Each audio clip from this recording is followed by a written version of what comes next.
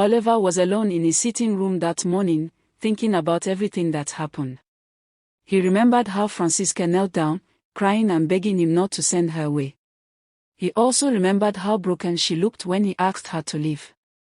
Maybe I overreacted, he said to himself. She didn't enjoy what she passed through with the pastor. She was just a victim. Oliver sighed and stood up. He paced around the room. I can't just throw her away after all we've shared. I paid her bride price. She is already my wife, he said quietly, shaking his head.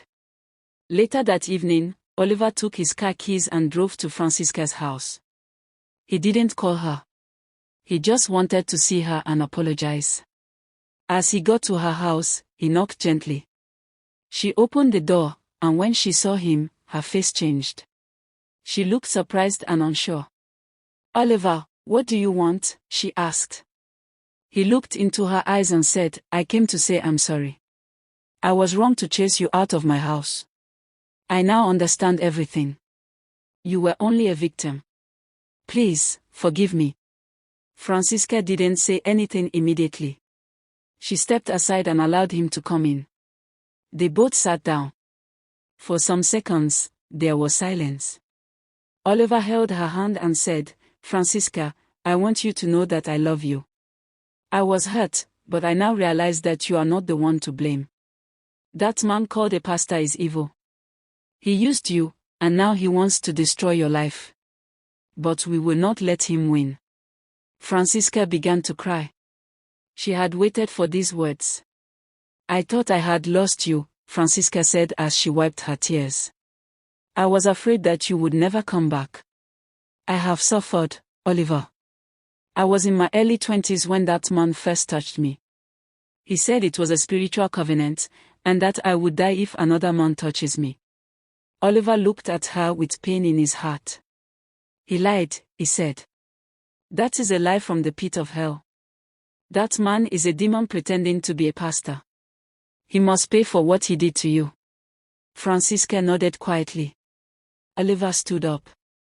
We will fight him together, he said with courage. He has hurt too many people, and nobody has ever stood against him. This time, he will not escape. You are my wife already. And I will not allow anyone to destroy you. Francisca stood too. Thank you, Oliver, she said softly. You don't know what this means to me.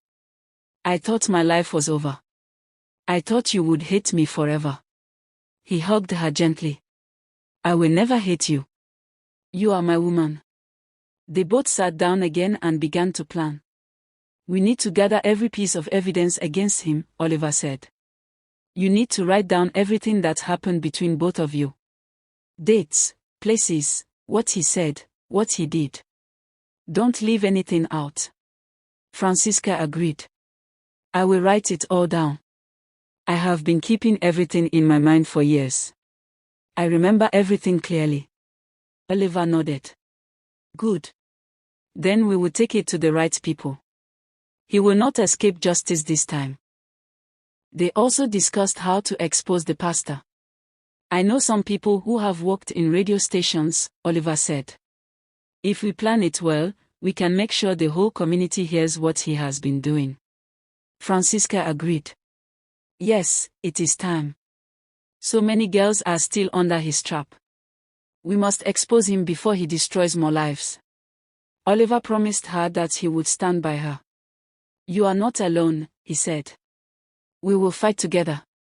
Francisca cooked a small meal, and they ate together. She smiled for the first time in a long while. I don't know how to thank you, she said. Even my mother was beginning to lose hope. She told me to move on, that everything was over. Oliver smiled. Tell your mother not to worry. I am not going anywhere. I'm ready for this battle. Francisca held his hand. God will help us, she said. He will give us victory. It was already getting late. Oliver stood up to go. I will come again tomorrow, he said. We will begin the process. I will even speak to my lawyer. The man must face the law. And we will still get married, no matter what. Francisca smiled. I will wait for you. And I will prepare myself. No more fear. That man has controlled my life for too long. They hugged again, and he left.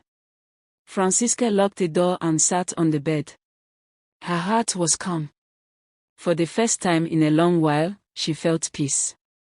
She looked up and said, God, thank you. I don't know how this will end, but I am not afraid anymore. She lay down and pulled the blanket over her body.